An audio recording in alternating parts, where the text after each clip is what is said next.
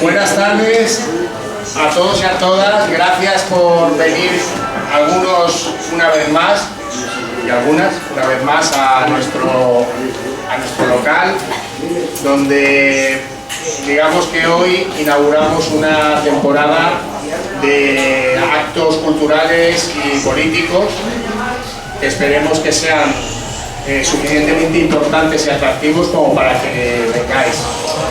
Este es el primero de los actos que vamos a hacer en relación a Miguel Hernández,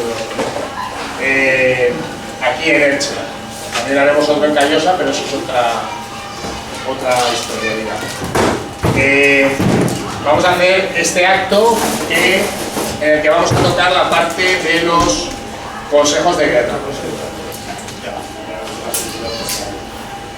Y el siguiente jueves va a haber otro acto que lo va a coordinar y comandar un poco en la ponencia Joan Pàmies, que asiste aquí también a este primero, y versará sobre la evolución literaria en relación a su evolución política o viceversa.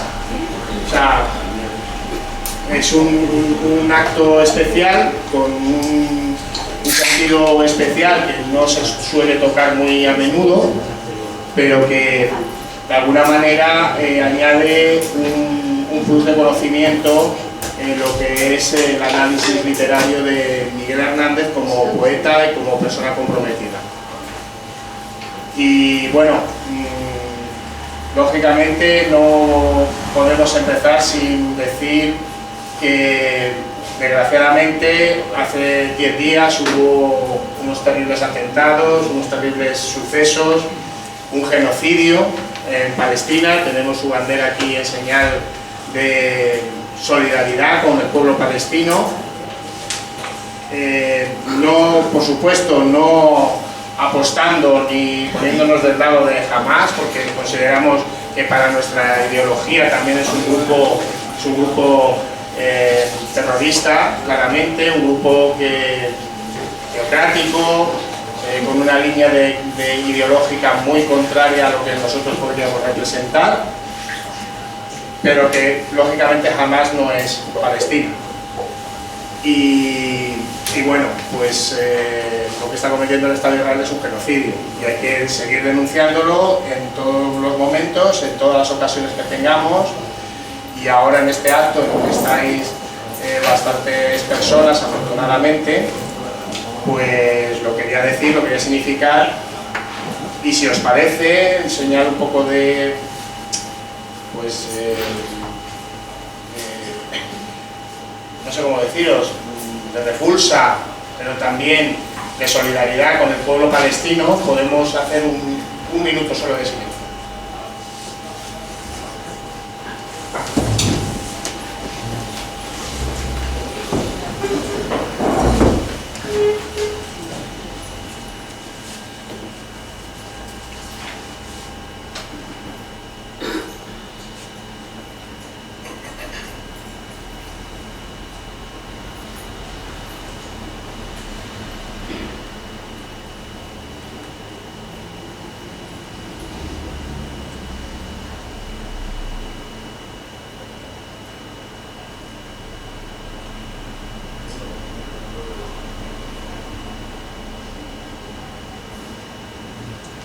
Gracias y viva Palestina libre.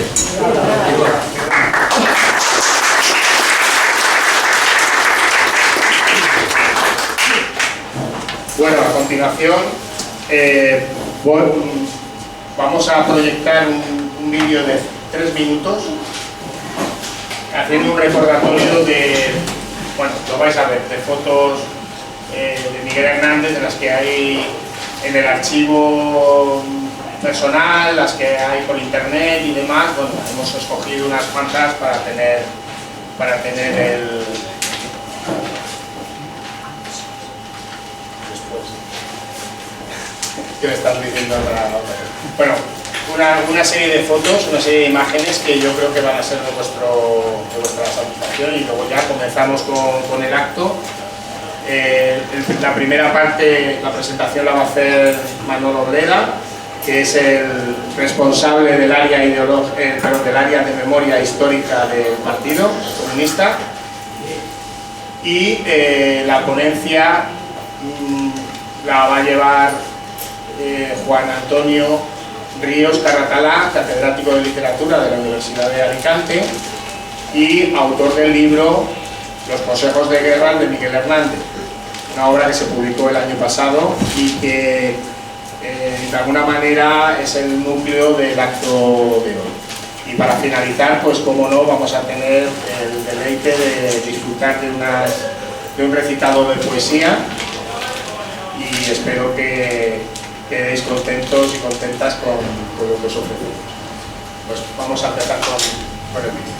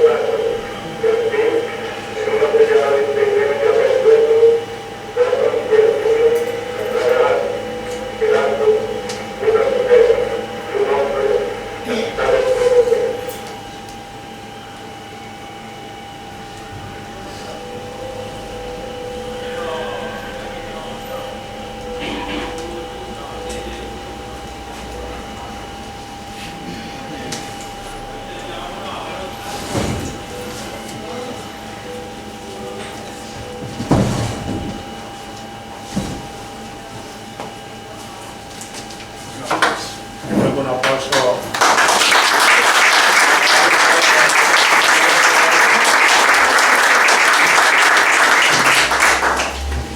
Bueno, ya sin más, empieza el acto y comienza Manolo Vera a presentarlo. Buenas tardes a todos.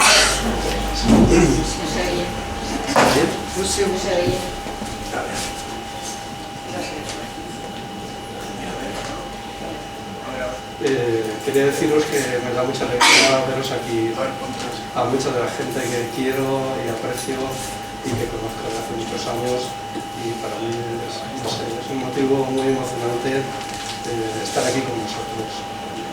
Y también quiero agradecerle.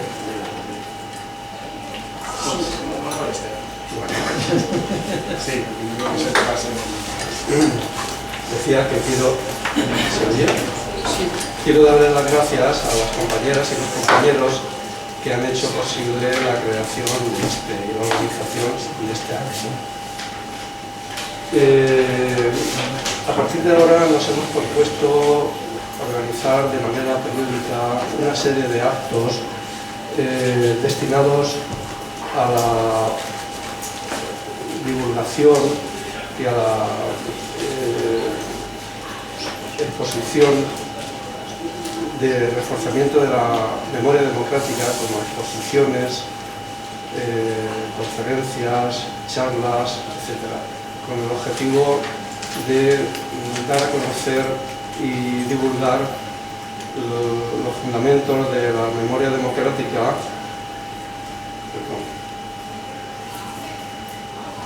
y histórica, y también que sirvan como reconocimiento y homenaje a aquellas personas que fueron víctimas de la represión franquista y a quienes dedicaron también su vida en la lucha por las libertades.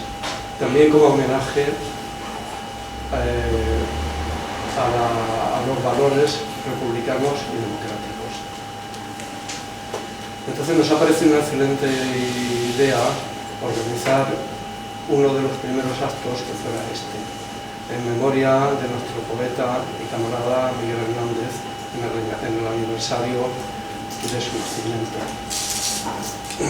Este acto, como ha dicho Fernando, es el primero de los dos que tenemos organizados.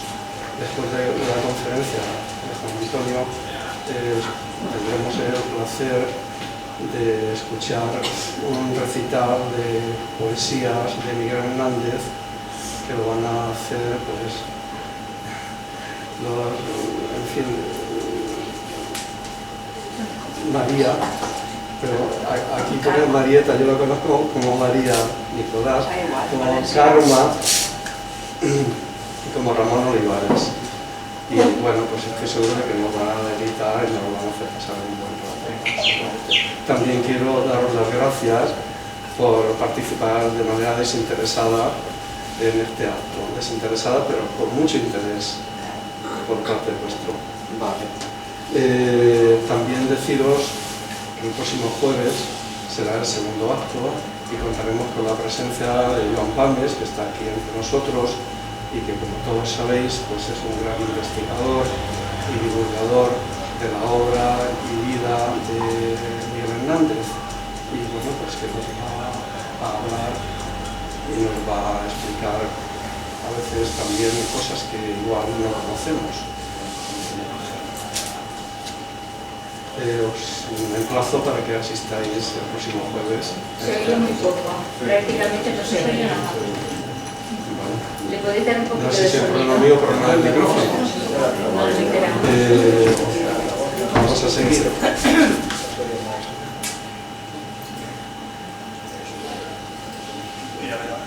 Vale. Hoy tenemos la suerte de contar entre nosotros con la presencia de Juan Antonio Ríos Carretara.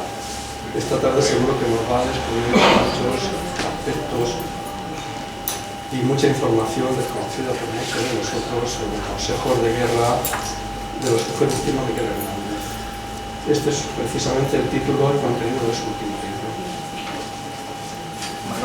Ya sé que todos estamos deseando escucharlo. No te queríamos interrumpir, Menos mal que hay gente experta que manejar los micrófonos que sabe cómo hacerlo. Bueno, entonces, ¿empiezo desde el principio o sigo? No, sí. Vale, pues decía que, en fin, estoy seguro de que estamos todos deseando de escuchar al conferenciante, pero antes voy a decir unas cuantas palabras. En primer lugar, agradecerle también la generosidad que ha tenido en aceptar nuestra invitación de una manera también desinteresada y además ha demostrado pues, una total accesibilidad y predisposición. Pues muchas gracias. Ahora os voy a hablar también un poco de su faceta profesional y humana, porque todo va ligado, ¿no? Juan Antonio Ríos Carretara pues, es catedrático de literatura en la Universidad de Alicante desde 1983 y es premio de la crítica valenciana en su modalidad de ensayo, se lo dieron en el 2013. Y pues su labor como investigador, como estudioso, pues se ha basado en estudio de, no sé si sabré explicarlo bien, yo lo interpreto así. Es el estudio del mundo de la literatura, del mundo del humor, del teatro, del cine, en concreto de las artes en general, y su relación durante la República, durante el franquismo y en la transición, y la relación de este mundo pues, con la represión franquista y las consecuencias de la represión franquista. Su trabajo, también hay que decir, es una aportación muy importante a la recuperación de la memoria histórica. Es algo reconocido y comentado.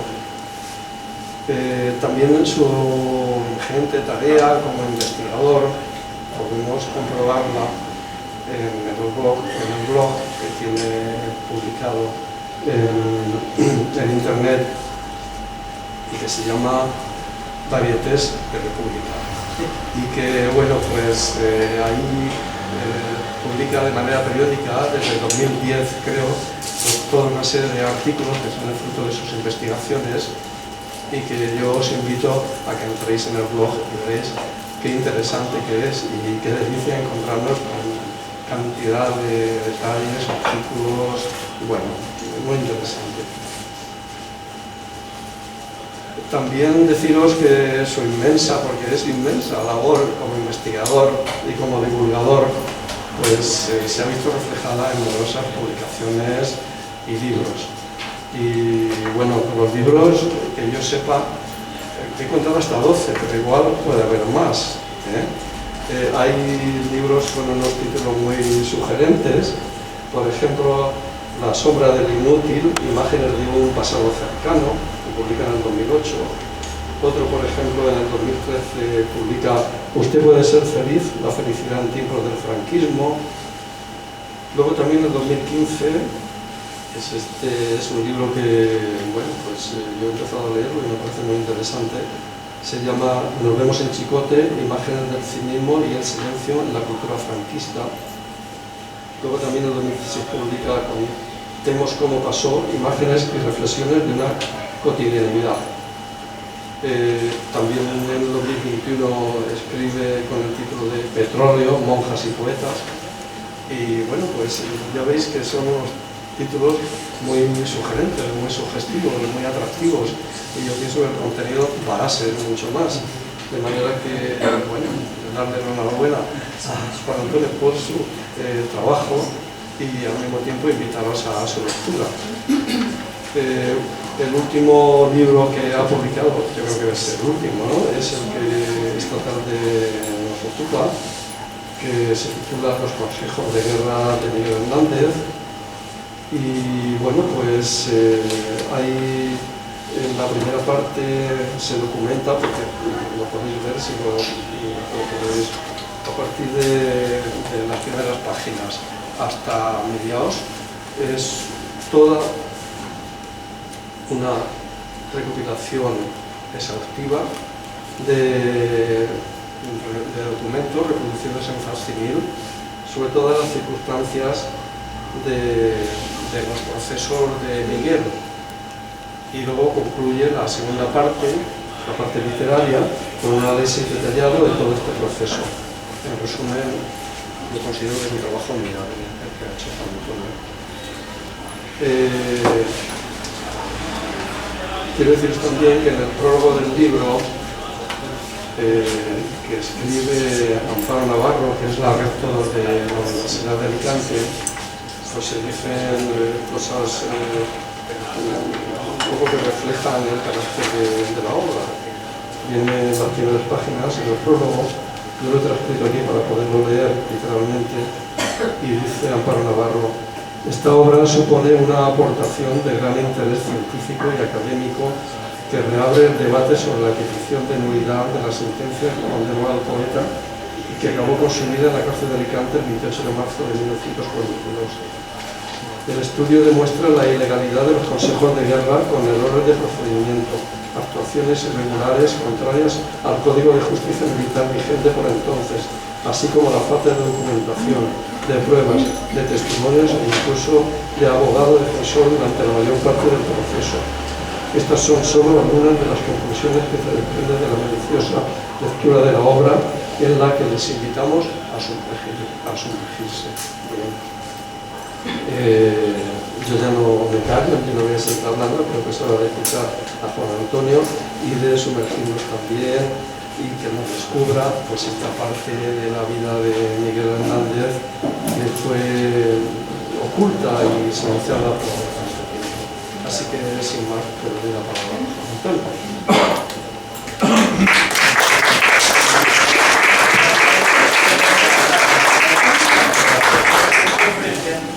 Buenas tardes y gracias por vuestra asistencia a este acto. Por supuesto que he aceptado participar. Yo también soy militante de Izquierda Unida y por lo tanto, por supuesto, que aquí me siento en mi casa y no voy a hablar como catedrático, sino como persona interesada en la obra de Miguel Hernández. Yo creo que sí se oye, ¿verdad? ¿Se oye? Bueno, intentaré hablar lo más alto posible. Voy a cambiar la técnica de sonido para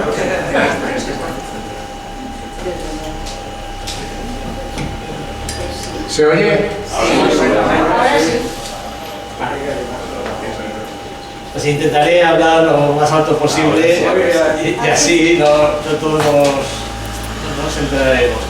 Bueno, antes que nada agradeceros vuestra asistencia y ahora viendo esas fotos que hemos visto a lo largo del vídeo, estaba recordando que Miguel Hernández es un poeta que se dejó fotografiar muy bien.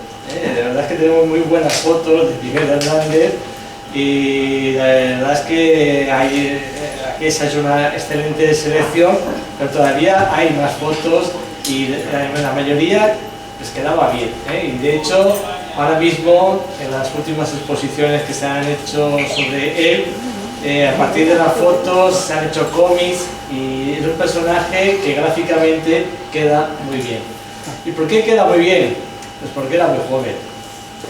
Y es que lo primero que os quiero contar es que Miguel Hernández siempre fue joven, no le dio tiempo a no ser joven. Y yo se lo digo a mi alumnado, cuando nosotros estamos estudiando un García Lorca o un Miguel Hernández, ya son tantos libros, ya es tanta bibliografía, ya es tanta trascendencia de su obra, que nos da la impresión de que tuvieron 80 años, de que tuvieron larguísima trayectoria y que, bueno, fruto de esa trayectoria se convirtieron en clásicos, ¿no? García Lorca tuvo la fortuna de vivir unos pocos años más, pero Miguel Hernández, cuando entra a la cárcel, todavía no había cumplido los 30 años, o sea que en libertad no llegó a los 30 años. Siempre fue un hombre joven, y como hombre joven se dejó fotografiar con esa alegría, con esa vitalidad.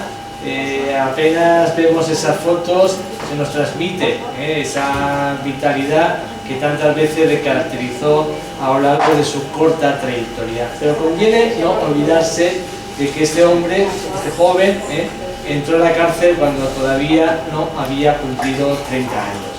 Y que por lo tanto toda su trayectoria es una trayectoria a ritmo acelerado, muy acelerado.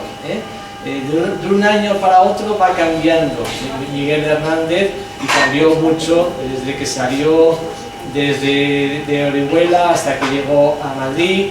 El contacto con Madrid le transformó en buena medida y por supuesto que encima le tocó vivir una época de profundas transformaciones que le afectaron muchísimo, ¿no? Entonces, pero no hay que olvidarse nunca de esa cuestión cronológica, porque si no, a veces no apreciamos el valor real que tuvo la trayectoria de Miguel Hernández.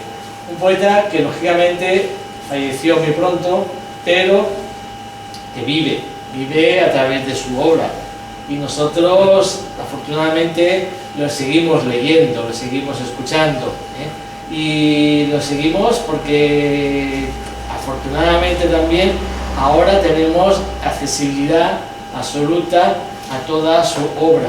Una obra que se creó en unas circunstancias muy complejas, una parte de ella se escribió en la cárcel y ya os podéis imaginar que la conservación de sus poemas fue bastante complicada, y luego durante el franquismo pues también siguió siendo bastante complicada su difusión, incluso su fijación, pero afortunadamente desde los años 70 se han hecho muchos trabajos, hay muchísimas iniciativas que han jalonado el camino hacia disponer de toda la obra completa de Miguel Hernández en unas magníficas ediciones que están al alcance de cualquiera.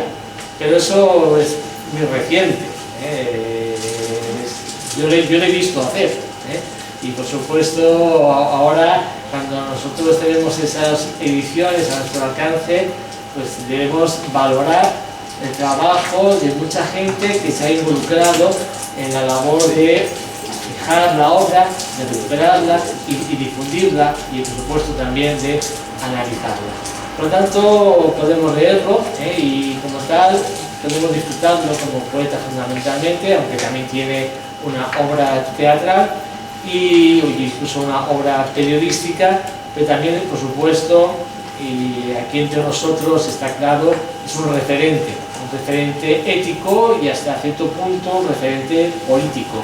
Yo creo que es más un referente ético que político, porque realmente Miguel Hernández nunca habló directamente de política, no es un ideólogo ni mucho menos, pero sí que con su comportamiento, con su actitud, sobre todo durante la guerra, y no digamos ya durante la posguerra, en la cárcel, se ha convertido en un referente ético que nos recuerda un modelo de comportamiento que nos sigue emocionando por su valor y por su carácter modélico, como antes he indicado. Por lo tanto, nos encontramos con unas circunstancias ideales para conocer la obra de Miguel Hernández, pero ideales desde hace pocos años. Hasta los años 80 había obras que no se conocían, había obras que estaban mal editadas. Y eso, a pesar de que ya incluso durante el franquismo se tomaron bastantes iniciativas para recuperar, para que no se perdiera por completo la obra de Miguel Hernández. El franquismo es una dictadura, pero una dictadura no homogénea, no es un bloque homogéneo, y menos en la faceta cultural. Y dentro del franquismo, dentro de las familias que se agrupan bajo el franquismo, pues había sectores que apostaron a su manera, apostaron por la recuperación de Miguel Hernández, como apostaron por la recuperación de Antonio Machado o la del propio García Lorca.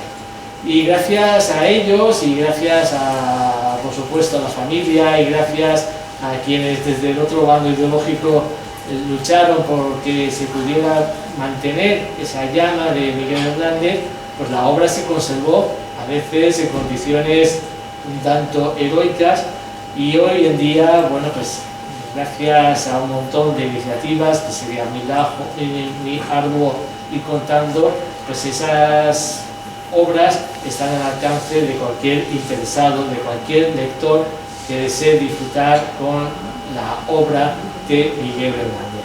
Bueno, yo nunca había trabajado sobre Miguel Hernández hasta hace muy poco.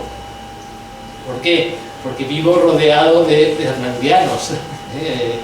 Ser profesor de literatura en la Universidad de Alicante te permite estar con gente que se dedica a Miguel Hernández desde hace muchos años, y luego alrededor de la universidad pues hay mucha gente que también ha escrito o ha tenido iniciativas o en definitiva se ha interesado por Miguel Hernández.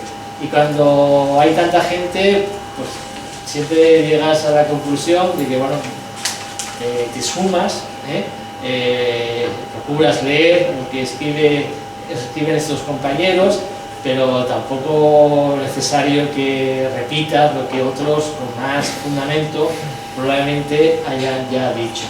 Entonces yo nunca había escrito una línea, creo que era el único que no había escrito una línea sobre Miguel Hernández en el departamento, pero por el contacto con José Carlos Rovira, mi compañero, con Carmen Alemán, pues más o menos sabía por dónde iban los tiros, digamos, de la investigación.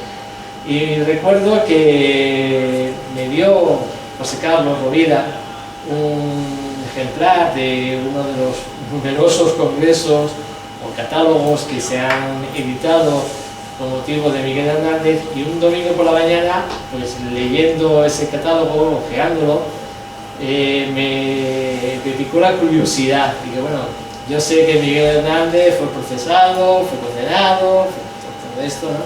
Pero ¿quién lo hizo? Y yo daba por supuesto que las investigaciones que se habían publicado ya estaba claro que quiénes fueron los que llevaron a cabo la instrucción del sumario y luego posteriormente la condena en Consejo de Guerra.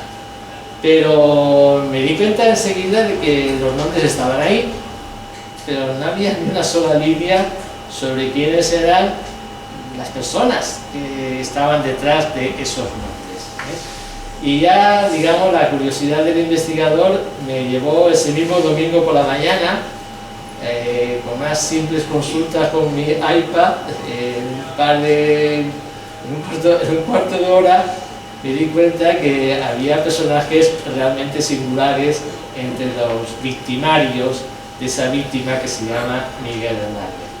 Y que el juez que instruyó el caso, el sumario de Miguel Hernández, era Manuel Martínez Gargallo. Y que ese sujeto, ese juez, que en aquel momento actuaba como capitán del cuerpo jurídico militar, pues era un conocido humorista, de la generación del 27, que había colaborado en todas las revistas del humor de vanguardia. Y yo me dedico al humor, y yo ya tengo aquí uno cercano, mira por dónde, uno cercano a mi mundo, ¿no? Y que no sospechaba que era el juez que instruyó el caso de Miguel Hernández. Bueno, pues se lo comenté a José Carlos Rovira, a otros compañeros, salió enseguida en la prensa y esa fue mi primera sorpresa, porque yo estoy acostumbrado a contar cosas y no tener ninguna repercusión, y las 4 cosas que he contado sobre Miguel Hernández tienen enseguida muchísima repercusión pública, ¿no? Y digo, bueno, pues por aquí podemos seguir el camino porque hay algo interesante, ¿no? Y las casualidades me llevaron a que, por esas mismas fechas, una familia de un periodista republicano que también fue procesado por Manuel Martínez Gargallo me pasó digitalizado todo el archivo familiar, ¿no? Y tenía que editar las memorias carcelarias de Diego San José, que es este periodista, y eso me llevó también a saber qué pasaba con este Manuel Martínez Gargallo, ¿no? Y a partir de ahí, bueno, al final el resultado fue ese libro que está en la mesa, Nos vemos en Chicote, en donde fui contando las peripecias de este juez que acabó procesando a quienes habían sido sus propios compañeros, ¿eh? Era juez militar de prensa y se escogió para ese trabajo, ¿eh? Porque precisamente él conocía muy bien a quienes iba a procesar. Para que os sirva de ejemplo, llega a procesar, él escribía cuentos de carácter humorístico en publicaciones periódicas de los años 20, y llega a procesar a uno de los que le hacía las ilustraciones para esos cuentos, ¿no? Les conocía perfectamente, ¿eh? Y hay incluso un testimonio de los años del año 31, cuando él se convierte en juez, que estos humoristas dicen: qué suerte hemos tenido, porque si alguna vez hacemos alguna barrabasada, tendremos a nuestro amigo Manuel como juez que nos salvará.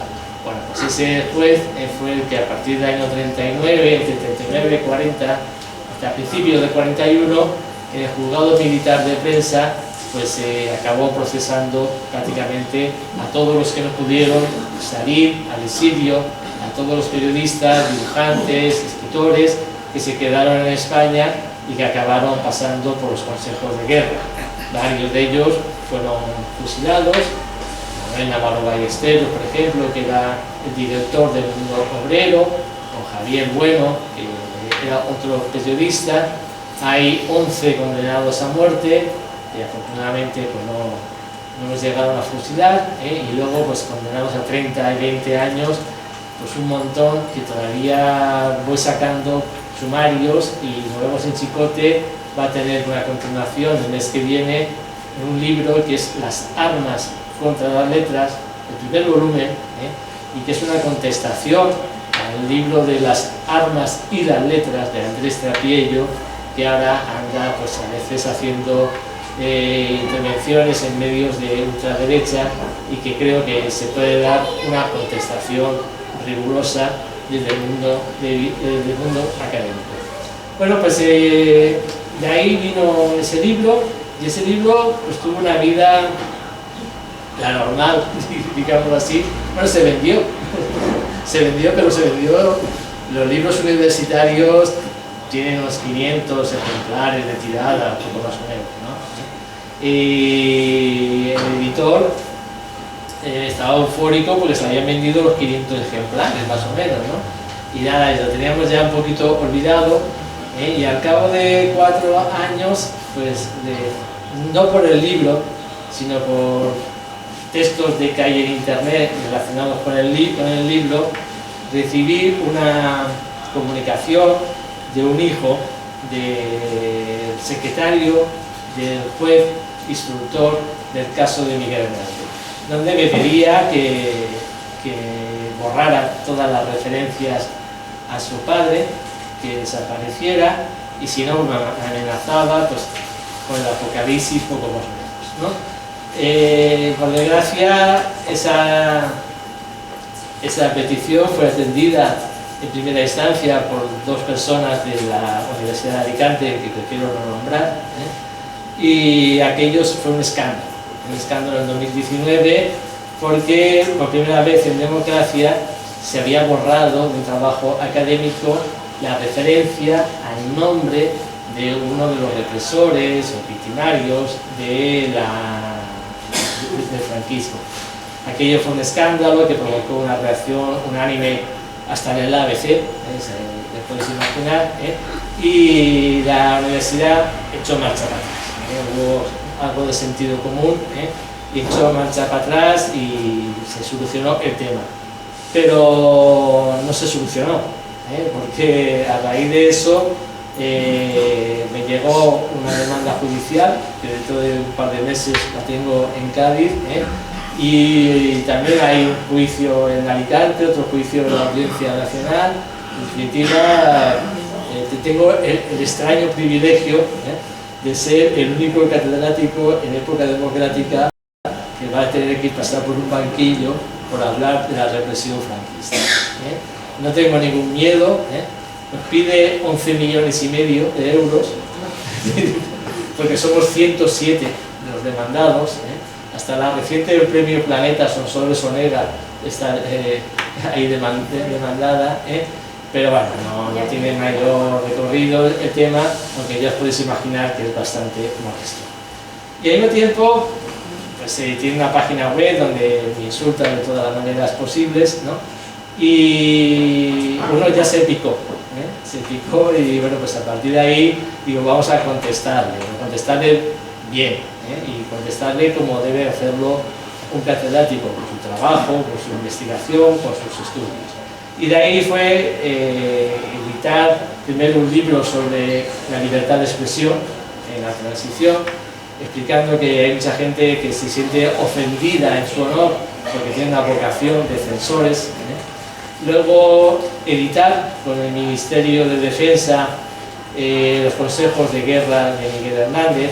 Es una coedición entre el Ministerio de Defensa y la Universidad de Alicante, y de verdad es que encontré muchas facilidades, porque el Ministerio, la gente de los archivos, me comentaba que el sumario de Miguel Hernández, el PDF, donde está digitalizado ese sumario, era el bestseller, digamos, de los sumarios, ¿no? Era lo que más lo pedían, y estaban ya un poco cansados de tener que mandar el PDF en cuestión.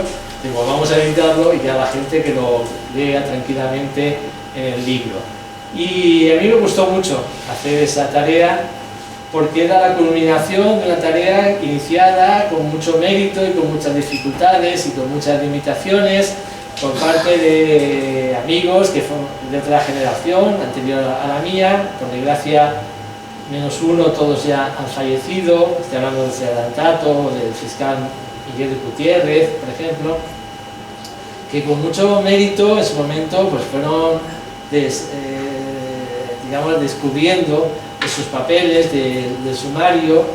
Hasta hace relativamente poco era muy difícil acceder a los mismos, y bueno, pues Adelantato, por ejemplo, aquí en Elche, gracias al ayuntamiento, publicó el sumario del segundo Consejo de Guerra, que se inició en Elche, en Orihuela, luego continuó en Elche y terminó en Alicante.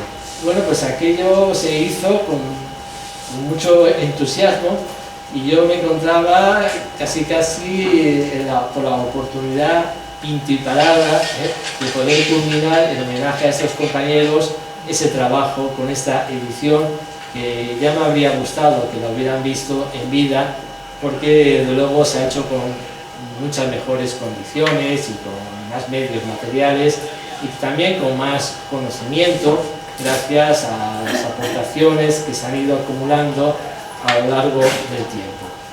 Bueno, ahí están los dos consejos de guerra, porque Miguel Hernández no solamente tuvo uno, sino que tuvo dos, y eso ya es una ilegalidad, porque no puede haber dos juicios sobre los mismos hechos, y no puede haber dos consejos de guerra sobre los mismos hechos. Es uno de los principios jurídicos que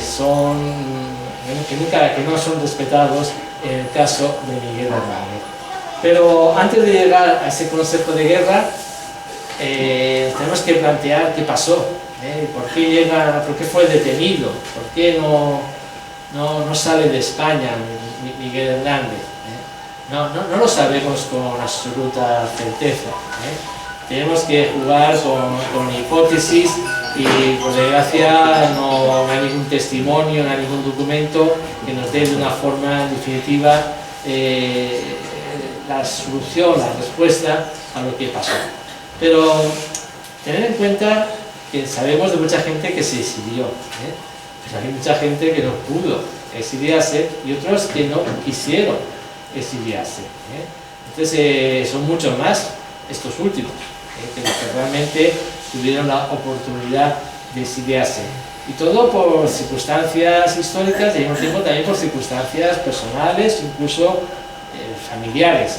Circunstancias históricas, fundamentalmente, es el golpe de Coronel Casado, que provocó un derrumbe de la República muy precipitado, y ese derrumbe impidió una retirada ordenada y la posibilidad de que la gente se pudiera marchar de España con tiempo suficiente para evitar la represión que ya se podía imaginar, el 7 de marzo del 39 es el golpe de Casado, si no recuerdo mal, y en apenas 3 semanas ya se derrumba por completo la República, y eso impide una salida ordenada por el puerto de Alicante o por cualquier otro puerto de los miles y miles de republicanos que, si hubiera habido una resistencia más organizada, no con ese golpe, pues podrían haber tenido esa oportunidad de salir al exilio y evitar la represión. Pues Miguel Hernández es uno de los que no se pueden ir, pero también él no lo intentó ni siquiera. La verdad es que es un poco sorprendente la actitud de Miguel Hernández, pero es sorprendente si lo vemos desde nuestra perspectiva, porque nosotros sabemos lo que venía después, sabemos la represión que vino después. En aquella época, yo viendo no el caso de Miguel Hernández, sino el caso de mucha gente que se quedó, tengo la sospecha de que ellos sabían perfectamente que la represión iba a venir, pero nunca imaginaron que fuera tan fuerte, que fuera tan brutal. Sabían que iban a pasar por la cárcel, pero bueno, pues era cuestión de unos meses, un año a lo mejor, pero nunca imaginaron lo que verdaderamente les iba a venir. Y Miguel Hernández es uno de ellos. Y no nos debe sorprender, porque no tenían tampoco demasiada información.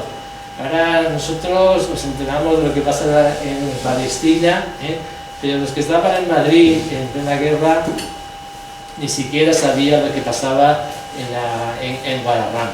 O sea, la información era muy poca, y aunque tenían noticias del comportamiento de los franquistas, la verdad es que no tenían, digamos, una información como para valorar adecuadamente lo que iba a venirles. Y luego también está el comportamiento muy personal de Miguel Hernández, bastante tozudo, digamos así, bastante inconsciente en algunos momentos, para bien y para mal. Su tozudez le llevó a hacer cosas maravillosas, pero también a cometer algunos errores, ¿no? Entonces él salió de Madrid, prácticamente ya cuando estaban las tropas de Franco llegando a la ciudad, entrando en la ciudad, y se marcha a Orihuela, y se cree que puede estar ahí en Orihuela, que la guerra ha acabado, bueno, pues vamos a ver qué pasa, ¿no? Lógicamente la gente dice vete porque aquí no vas a aguantar mucho, y inicia un largo peregrinaje que le lleva pasando por Andalucía hasta la frontera de Portugal, y es allí en Portugal, poco después de pasar la frontera, en la zona de Huelva, donde es detenido y luego casi inmediatamente ya se le devuelve a España y pasa a la cárcel de Huelva, y de Huelva va a Madrid. Bueno, es el itinerario hasta que llega a Madrid ya como preso. Es un itinerario bastante duro, donde ya le dan bastantes golpes. Hay algún interrogatorio que se describe en sus textos donde recibió lo que se llamaban en textos oficiales era convenientemente interrogado, y lo de convenientemente interrogado ya os podéis imaginar lo que suponía en cuanto a violencia, en cuanto a maltratos, ¿no? Entonces llega a Madrid y ingresa en una de las 17 prisiones que había en Madrid. Luego había otros centros de reclusión, pero prisiones había 17, abarrotadas todas ellas, y es uno más que llega allí, y que al cabo de unas semanas, no mucho, es puesto en libertad. Es puesto en libertad, y se ha especulado mucho por qué se le pone en libertad, qué pasó, por qué de repente le dejan salir de la cárcel, y al final Miguel Hernández vuelve otra vez a Orihuela. Pues es muy simple. La respuesta yo creo que haberlo demostrado en el libro, pero tampoco era muy complicado. Aquello era un caos absoluto. O sea, imaginaros decenas y decenas de miles de consejos de guerra que se tienen que instruir en la inmediata posguerra, y con unos medios burocráticos mínimos, y prácticamente todo lo que os podáis imaginar en cuanto a caos, desorganización, todo es posible. Yo llevo varios años viendo consejos de guerra y ya me he encontrado las cosas más insólitas que os podéis imaginar. O sea, ya nada, absolutamente nada, me sorprende en cuanto al caos. Y en el caso de Miguel Hernández, ¿por qué se les deja ir? Pues porque la documentación que se le mandaba con los presos a las cárceles no llega a la cárcel. No saben quién es ese señor que está ahí, y cómo se portaba bien, y nadie sabía por qué estaba ahí, y Miguel Hernández tampoco lo explicaba, como es lógico, y pues al final le deja salir, la autoridad carcelaria le deja salir, y cuando se enteran en el juzgado a quién le han dejado salir, pues ya os podéis imaginar que el juez Manuel Martínez Gargallo monta en cólera, y lo busca con ansia hasta que lo encuentra aquí muy cerca en Orihuela. En Orihuela ya la habían iniciado, ya la habían detenido. En Orihuela sí que sabían perfectamente quién era Miguel Hernández, está unos días, pero enseguida, con esa inconsciencia que le caracterizó, pues bueno, pues va al centro de Orihuela, le ven, y la segunda vez que le ven, pues ya le encierran, y inician un consejo de guerra que debió paralizarse, porque ya había otro iniciado en Madrid. Entonces el juez Manuel Martínez Gargallo pide al juez de aquí, al juez militar de Orihuela, que se inhiba, que pase el sumario a Madrid y que deje aquí las actuaciones judiciales paralizadas. Pero no lo hace, es ilegal. El Código de Justicia Militar dice que el juzgado de Orihuela tenía que haberse inhibido en favor del de Madrid, porque ya en Madrid estaba iniciado el sumario. Y no lo hace. Al final, después de mucho insistir, de mandar varias requisitorias en ese sentido, pues ceden, porque no les queda otro remedio, y mandan a Miguel Hernández. Pero no mandan la documentación que tenían en el sumario. Y de hecho ese sumario, con Miguel Hernández ya en Madrid, y con Miguel Hernández procesado, condenado en la cárcel, pues sigue su curso. De Orihuela pasa a Elche, y de Elche acaba en Alicante, hasta que en el registro civil dice, bueno, este señor ha fallecido. Hay que archivar ya este consejo de guerra, porque no tiene sentido seguir un consejo de guerra con alguien que ya ha fallecido. La condición de fallecido no te eximía de ser procesado en el franquismo. Una de las cosas curiosas que yo cuento a mi alumnado es la gente que ya ha sido fusilada y luego es procesada. O sea, era perfectamente legal. En la ley de responsabilidades políticas permitía el procesamiento de personas no son ya condenadas, sino además fusiladas. Yo he llegado a ver cómo se le declara en rebeldía a fusilados. Claro, hay requisitorias de búsqueda y captura y no se presentan, y al final se les acaba declarando en rebeldía, y has podido imaginar que a veces un poco de humor negro, pero humor que se congela, porque estamos hablando de gente que acaba siendo fusilada. Incluso se les ponen multas a gente que está ya por entonces en una fosa común, y la multa será porque si ellos no podían pagar por estar en la fosa común, la familia, si tenía bienes, era la que pagaba esa multa. Bueno, el Consejo de Guerra de Orihuela sigue su curso, y cuando hace unos 15 años más o menos, no recuerdo exactamente la fecha, la familia de Miguel Hernández pidió la nulidad de la sentencia de Miguel Hernández, ese fue su argumento. Había dos consejos de guerra simultáneos, el de Orihuela no se inhibió en favor de Madrid, y eso impidió que la documentación que se había recabado en Orihuela pasara a formar parte de la documentación que se utilizó en el Consejo de Guerra de Madrid. Y básicamente es porque había testimonios, avales favorables para Miguel Hernández. Pero yo creo que si hubiera pasado esa documentación a Madrid, habría sido peor para Miguel Hernández. Porque es cierto que hay testimonios, avales, textos escritos como el de Juan Bellot, el falangista de esta zona, que avalan a Miguel Hernández, que era amigo de sus aventuras literarias en Orihuela, pero esos textos no estaban, digamos, legalizados.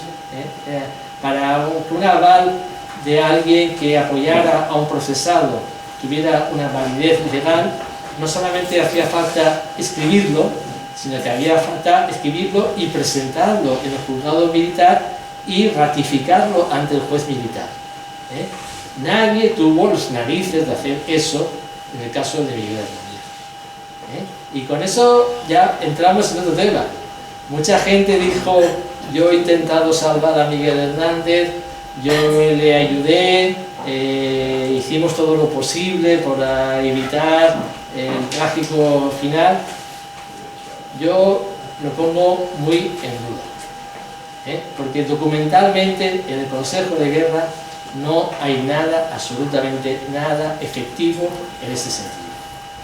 Si alguien hizo algo, pues lo haría de forma disimulada y de forma, digamos, al margen del Consejo de Guerra.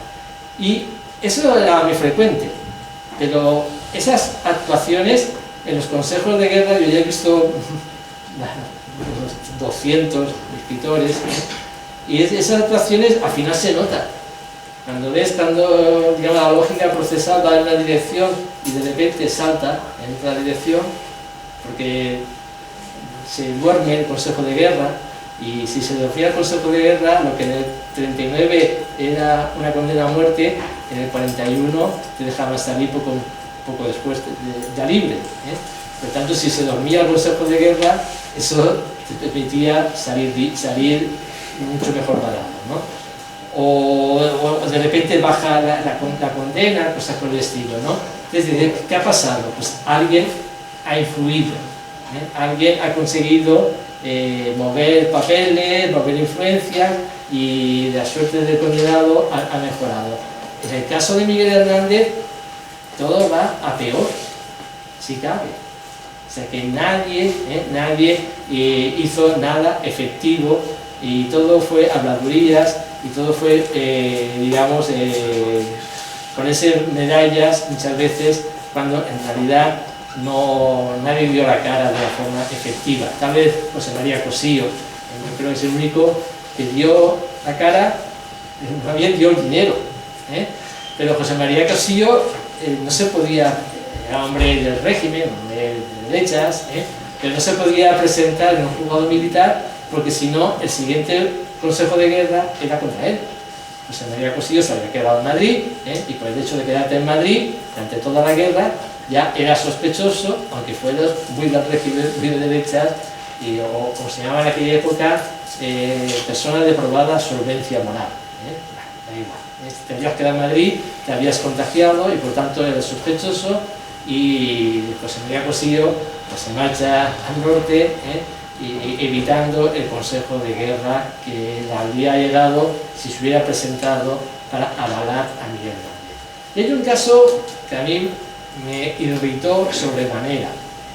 Es el del poeta José María Alfaro, que este hombre llegó hasta la época democrática.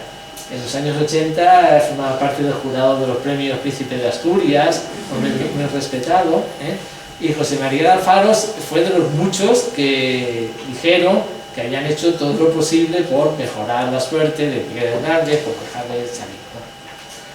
José María Alfaro da la casualidad de que hasta este libro nadie había reparado en quién era su padre. El juez que condena a Miguel Hernández se llama Pablo Alfaro, y yo digo, bueno, ¿quién era este señor? Vi su expediente militar, y una de las cosas que te ayuda a saber quiénes son estas personas son las necrológicas que publicaba el ABC. El ABC, una mina para saber qué pasaba con esta gente, ¿no? Y bueno, la necrológica de Pablo Alfaro, de su afligido hijo José María. Y hombre, es José María Alfaro.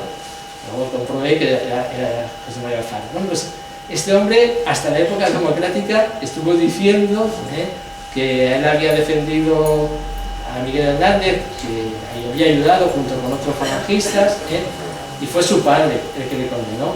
Pues si tanto quería hacer, lo tenía cerca a quien tenía que dirigirse para evitar esa condena.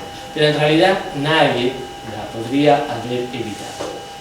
Eso, yo tengo la experiencia no de estudiar el caso de Miguel Hernández, sino de estudiar todos los casos de todos los escritores, y aunque fuera un Dionisio Ridruejo, aunque fuera un Millán Astray, pues podrían ayudar, pero no, desde luego, sacar a nadie de la cárcel ni evitar su procesamiento. Eso era prácticamente imposible en aquella época. Bueno, pues entonces el proceso culmina con una condena que era la habitual en aquella época, la condena a muerte. Si todo el mundo que le hubieran condenado a muerte efectivamente lo hubieran fusilado, la demografía española en aquella época habría sufrido un retroceso bastante serio. Fueron muchos miles, en Madrid solamente en la posguerra hay 3.500 fusilamientos. Para que hagamos una idea, la población de España en aquella época es la mitad de la actual. Por lo tanto, todas las cifras, para sacar la proporción con respecto a nuestras cifras, hay que doblarlas. Es como si ahora en Madrid fusilaran a 7.000 personas. Imaginaos lo que se supondría, ¿no? Entonces, pero bueno, le conmutan la pena y cargan todo lo posible para conmutarle. Entonces ahí nos pregunta que todos nos hacemos. ¿Corrió peligro la vida de Miguel Hernández en el sentido de que pudo haber acabado en un paredón? Yo creo que no. El propio Miguel Hernández lo sabe desde el principio. El primero que les dice a quienes les detienen en Portugal: acordaros de García Lorca. Yo más o menos soy como García Lorca. Entonces, eso lo dice él y es su salvaguarda, porque el fusilamiento, la muerte de García Lorca pues había tenido una repercusión internacional muy fuerte y no querían cometer el mismo error por segunda vez. No el error de matar, que matar sí que lo quería matar, sino el error de la repercusión internacional que esa muerte podía tener, ¿no? Entonces ellos sabían perfectamente que estar en las cárceles de aquella época, si no disfrutabas de una salud a prueba de bombas, era casi peor que ir al paredón. Una de las cosas que me doy cuenta al ver muchos consejos de guerra es que los que tenían 50 años, 50 y tantos, 60 algunos, de 70 ya había nadie, porque en aquella época de 70 había muy poca gente, pero los de 50, 60, que ahora serían los de 80, 90, cuando entraban en la cárcel, pues había alguno que salía, pero poquitos. O sea, estar allí unos meses, a esas edades, tenía unas consecuencias terribles. Miguel Hernández tenía 30, pero tenía una salud bastante fastidiada ya desde la propia época de la guerra, y tuvo la desgracia bastante común en aquella época de caer enfermo en unas cárceles donde cualquier constipado podía llevarte a la tumba perfectamente, ¿no? Porque las condiciones higiénicas, de salubridad, de alimentación, pues eran absolutamente nefastas. A Miguel Hernández no lo mataron porque lo dejaron morir. No necesitaban llevarlo a paredón, pues sabían cuál iba a ser su final y bueno, pues se ahorraron la repercusión internacional. Siempre decimos, este hombre murió de enfermedad, una enfermedad inducida casi, porque ni siquiera en la fase más dura de la enfermedad le dejaron salir o le dejaron tener unos cuidados mínimamente aceptables. La hazaña con la que se emplearon con Miguel Hernández fue tremenda. Sabían perfectamente quién era, y no le condenaron por ser poeta, pero sabían que era un poeta, y sabían de dónde había ido como poeta. Y no le condenaron por ser poeta porque las obras literarias no podían fundamentar una condena por rebelión militar, que era lo que se les daba a todos ellos. Y ahora hemos visto en las fotogramas o las imágenes, la imagen de un libro que fue clave para el proceso y la condena de Miguel Hernández, el Teatro de Guerra, que publicó en Valencia en 1937. No les interesa las 4 obritas que ahí están recopiladas, teatro de urgencia que se presentaba en los frentes o en la retaguardia. No entran nunca en las obras literarias, pero le condenan por ser periodista en el frente, en publicaciones de Jaén o en Extremadura, y le condena fundamentalmente, la pieza clave es una hojita o un texto, un párrafo, que acompaña a la edición, donde se dan los datos acerca del autor. Y los datos del autor, que la mitad están mal, dice que ha sido comisario de guerra, militante del PC y cosas por el estilo, ¿no? Ese es el argumento que más emplean para su condena. Por lo tanto, la obra Es curioso, todos conocemos a Miguel Hernández como poeta, pero fue condenado como periodista y como miliciano.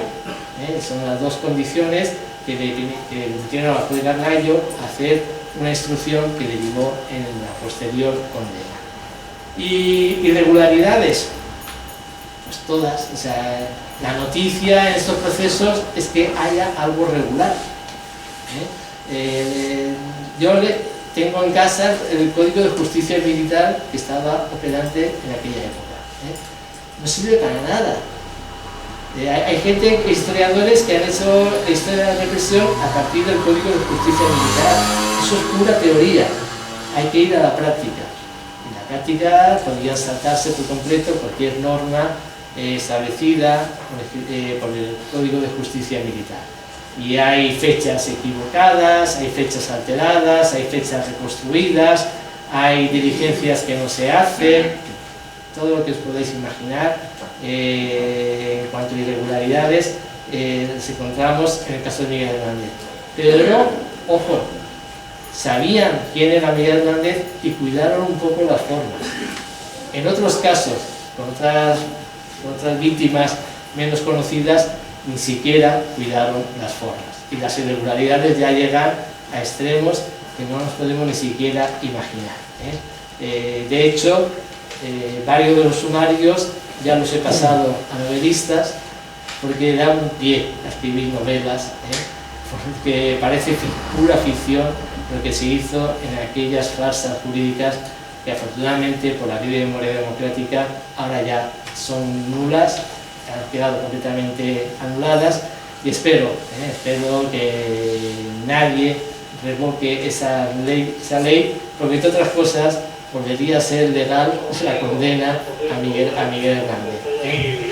Pues no sé si queréis alguna duda, alguna pregunta. Sí, se abre un pequeño coloquio, no muy extenso, porque tenemos más cosas, pero yo creo que ha dado pie a alguna pregunta, supongo. Yo creo que más o menos lo tenemos claro. Sí, yo bien. Yo te iba a preguntar solo una pregunta. Hay un libro que es de Juan Guerrero, ¿no? Zamora, ¿no? Que es sobre el proceso a Miguel Hernández. Diferencias, porque algún compañero que están aquí o compañera pues lo tiene o lo ha visto, entonces cuando se encuentren los dos en la librería, ¿por qué debemos optar por este libro? El libro de Juan Guerrero Zamora, por lo pronto es ilegal, porque lo publicó por sus narices, digamos así. No se podía publicar tal y como lo aparece. No tiene ni siquiera la autorización del Ministerio de Defensa para publicarlo, ¿no? Y luego la interpretación que hace Juan Guerrero Zamora, pues es la interpretación de un falangista. Falangista que trabajó para mantener viva la... Ya lo he dicho antes, ¿no? Que tuvo gente del falangismo, que trabajó, me parece, muy positivamente para mantener viva la llama de la obra de Miguel Hernández, ¿no?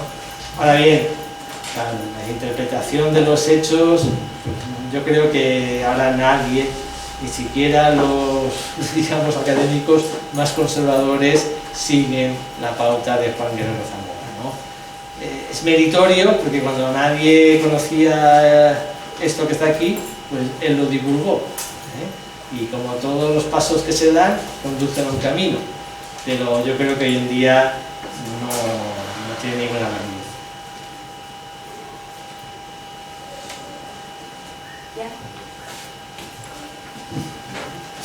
¿Alguna pregunta más? Bueno, pues agradecer.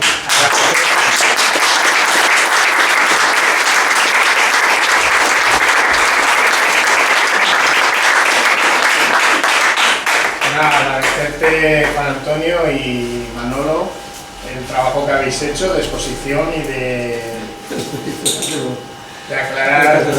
aclarar muchas de las interrogantes que muchos podíamos tener, porque claro, conocemos la dimensión literaria, conocemos la dimensión incluso la militar o en el frente y tal, pero la parte final de su vida y el destino que tuvo y por qué, eso yo creo que este libro tiene ese mérito real, ¿no? Que ha sido un libro sistemático, científico, hecho por un catedrático de universidad, no un aficionado a la investigación, y al final, bueno, pues concluye en hechos muy duros, pero bueno, eran los hechos también de la guerra, ¿no? Era la época de la guerra. Miguel Hernández entró, como dijo Juan Antonio, como uno más. Entró allí y aunque tuviera la patente de corso teórica de ser el escritor y tal, pero al final pasa por manos que les da igual. Les da igual y al embargo dejarlo morir. Pues muchísimas gracias, Juan Antonio.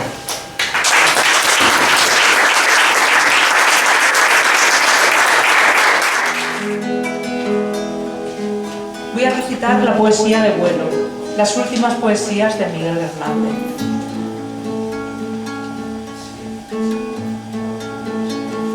Solo quien ama vuela.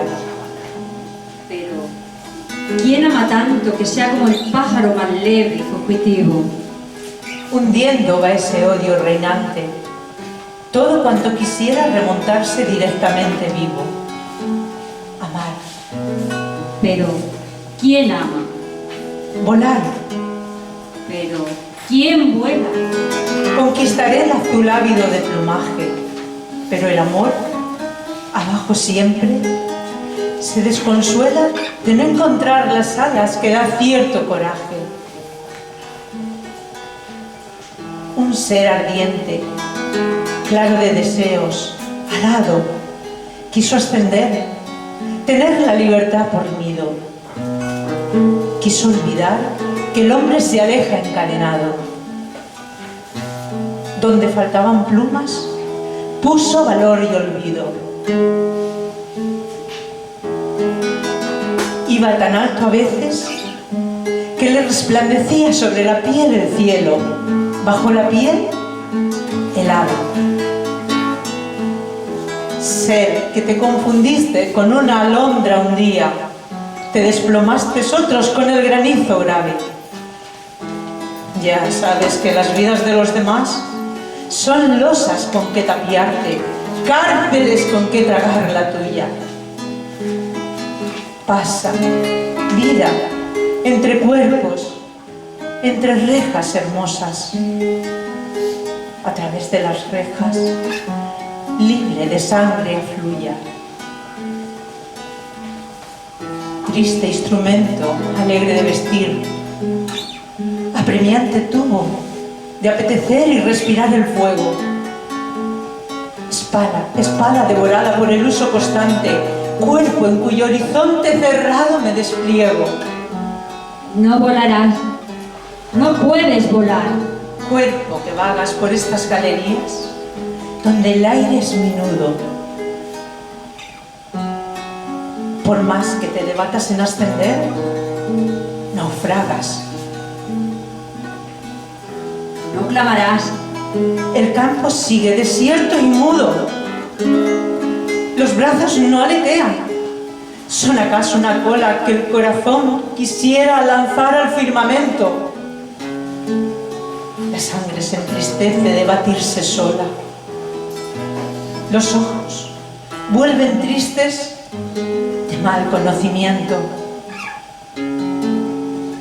Cada ciudad, dormida, despierta loca, exhala un silencio de cárcel, de sueño que arde y llueve como un élitro ronco de no poder ser ala. El hombre yace, el cielo se eleva, el aire mueve.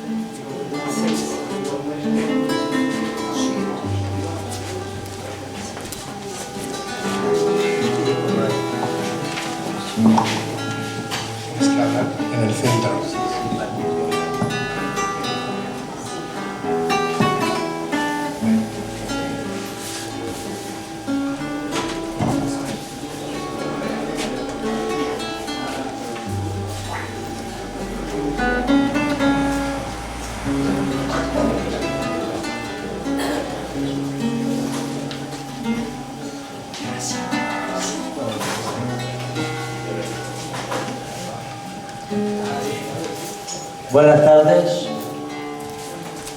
Bueno, pues el poema que voy a recitar, Miguel lo titula Jornaleros. Jornaleros que habéis cobrado en plomo sufrimientos, trabajos y dineros, cuerpos de sometido y alto lomo, jornaleros, españoles que España habéis ganado labrándola entre lluvias y entre soles, rabadanes del hambre y el arado, españoles. España que nunca satisfecha de malograr la flor de la cizaña, de una cosecha pasa otra cosecha. Esta España, poderoso homenaje a las encinas, homenaje de páramos y minas, poderoso.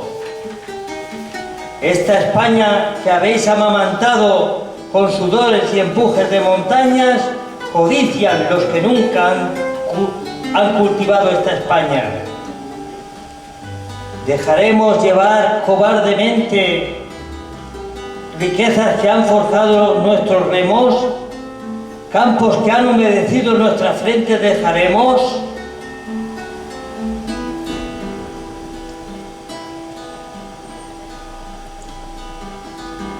Adelanta, español, una tormenta de martillos y hoces canta y ruge, tu porvenir, tu orgullo, tu herramienta dejaremos.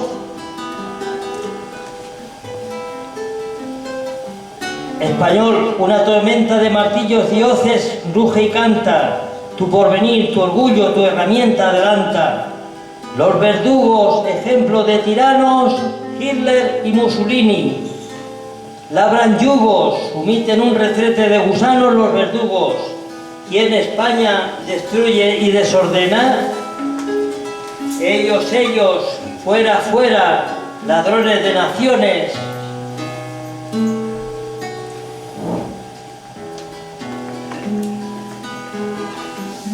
Ellos nos traen una cadena de cárceles, miserias y atropellos. ¿Quién España destruye y desordena? Ellos, fuera, fuera, ladrones de naciones, guardianes de la cópula banquera, luecas del capital y sus doblones, fuera, fuera. Arrojados seréis como basura de todas partes y de todos lados.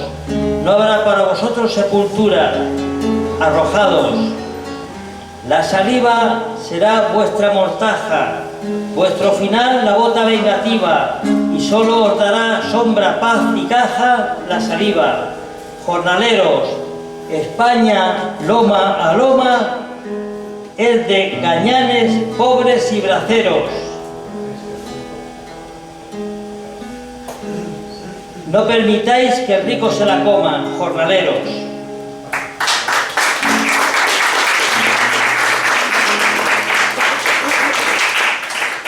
Bueno, pues voy a ver si puedo recitar otra, que es Sentado sobre los muertos, pero que no la tengo escrita aquí en el papel, pero más o menos voy a hacer un esfuerzo y recitarla de memoria.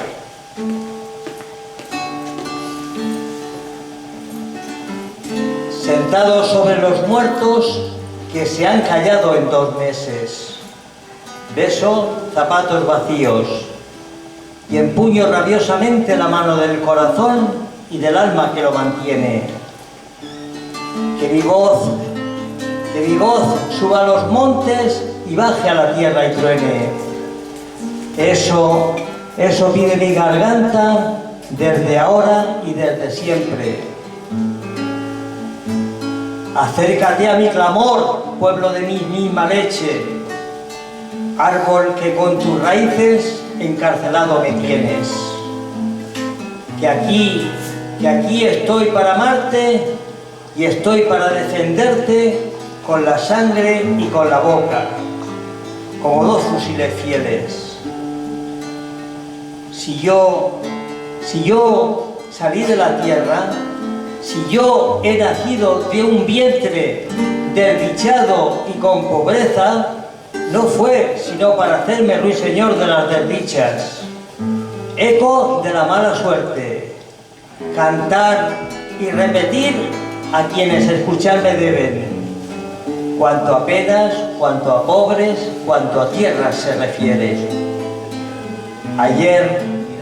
Ayer amaneció el pueblo desnudo y sin qué comer, hambriento y sin qué comer, y el día de hoy amanece justamente aborrascado y sangriento, justamente, y en su mano los fusiles leones quieren volverse para acabar con las fieras que lo han sido tantas veces.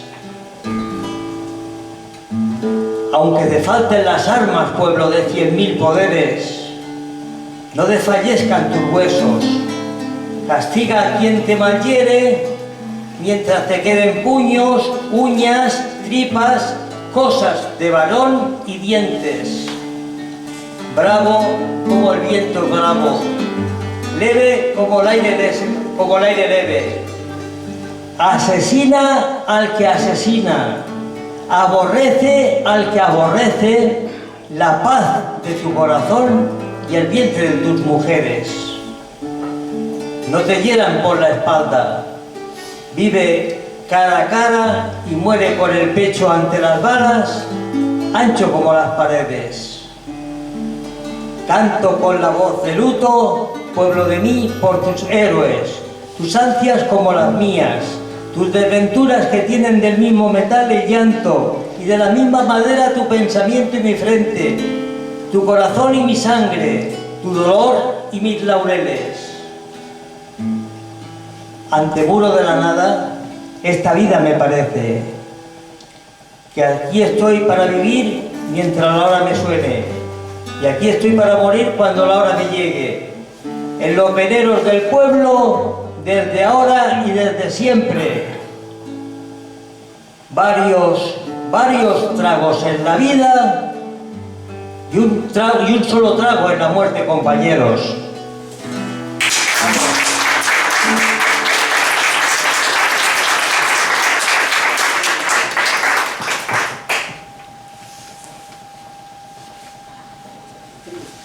Bueno, se ha hecho lo que se ha podido.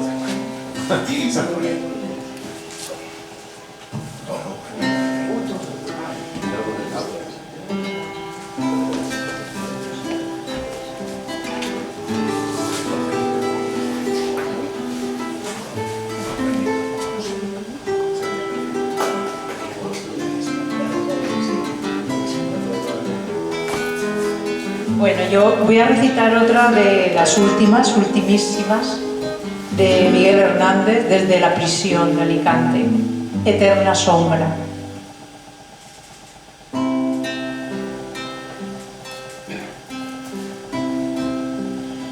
Yo que creí que la luz era mía, precipitado en la sombra me veo. Ascua solar, sideral alegría, ígnea de espuma, de luz, de deseo. Sangre ligera, redonda, granada, raudo anhelar sin perfil ni penumbra. Fuego, la luz en la luz sepultada. Siento que solo la sombra me alumbra, solo la sombra, sin astro, sin cielo, seres, volúmenes, cuerpos tangibles dentro del aire que no tiene vuelo, dentro del árbol de los imposibles. Cárdenos ceños, pasiones de luto, dientes sedientos de ser colorados, oscuridad de rencor absoluto, cuerpos lo mismo que pozos cegados.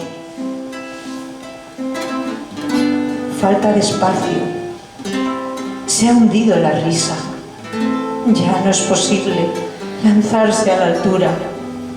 El corazón quiere ser más deprisa, fuerza que ensancha la estrecha negrura. Carne sin norte que va en oleada hacia la noche siniestra, ardía. ¿Quién es el rayo de sol que la invada? Busco y no encuentro ni rastro del día. solo el fulgor de los puños cerrados, el resplandor de los dientes que acechan. Dientes y puños de todos los lados. Más que las manos, los montes se estrechan. Turbia es la lucha sin sed de mañana. ¡Qué lejanía de opacos latidos! Soy una cárcel con una ventana ante una gran soledad de rugidos. Soy una abierta ventana que escucha por donde va tenebrosa la vida. Pero hay un rayo de sol en la lucha que siempre deja la sombra vencida.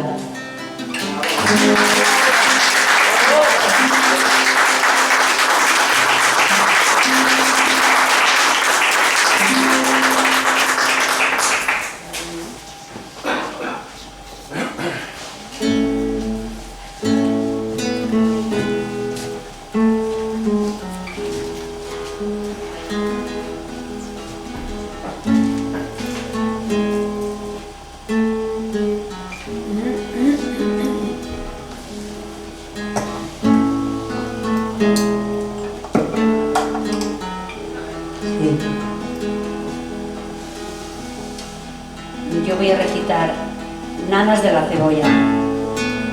Recitaré y cantaré una parte para la cebolla es escarcha, cerrada y pobre, escarcha de tus días y de mis noches, hambre y cebolla, hilo negro y escarcha, grande y redonda. En la cuna del hambre mi niño estaba, con sangre de cebolla se amamantaba, pero tu sangre escarchada de azúcar, cebolla y hambre. Una mujer morena, resuelta en luna, se derrama hilo a hilo sobre la cuna. Ríete, niño, que te traigo la luna cuando es preciso. Tu risa me hace libre, me pone alas, soledades me quita, cárcel me arranca, boca que vuela, corazón que en tus labios relampaguea.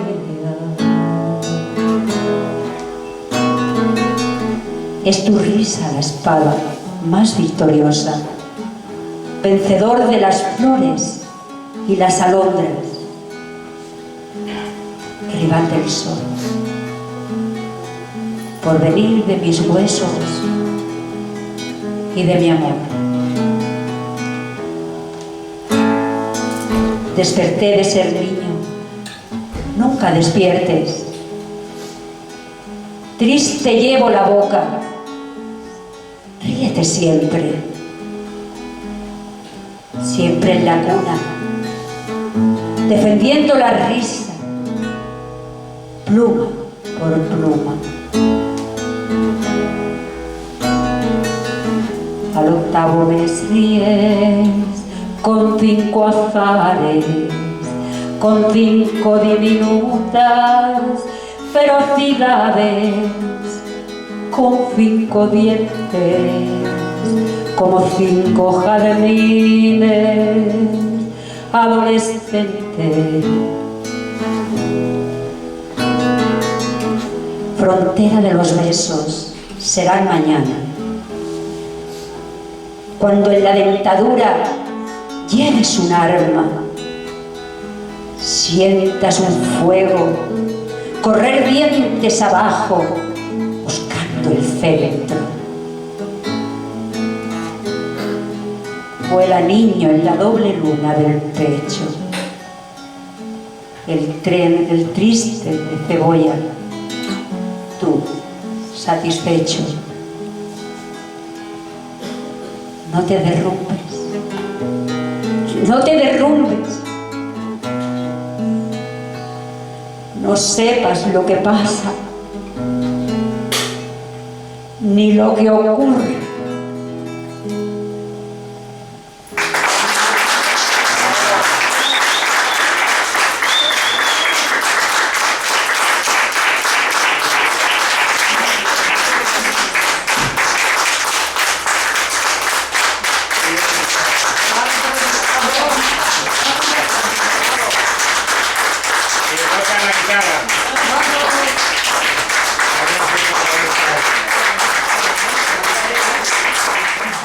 Riendo. Sigue. Llegando. Carmen. Vale, sí. Ramón.